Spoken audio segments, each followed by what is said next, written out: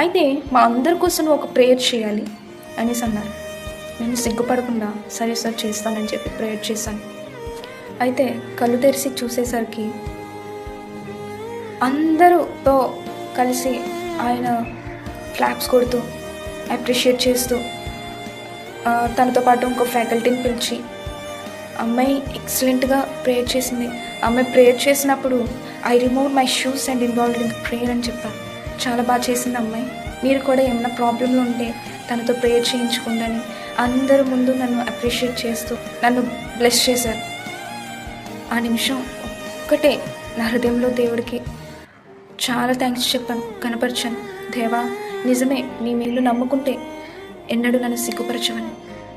అదేవిధంగా నన్ను సిగ్గుపరచకుండా అందరి ముందు దేవుడు నన్ను ఘనంగా నిలవబెట్టాడు. ఈరోజు నువ్వు తెలుసుకోవాల్సిన విషయం ఏమిటంటే, నీకు అవమానం జరుగుతుందని బాధపడితే భయపడద్దు. ఆయనను నువ్వు నమ్ముకుంటే ఆయన నిన్ను ఎన్నడూ సిగ్గుపరచడు, అవమానించాడు. ఆయన ఎవరండి పనికిరావు నువ్వు అని చెప్పడానికి? పనికి రాని పాత్రని పనికొచ్చే పాత్రగా చేయగల సమర్థుడు మన దేవుడు. మనము ఆయనను నమ్ముకుంటే ఆయన ఎన్నడూ మనల్ని సిగ్గుపరచడు. ఆమేన్.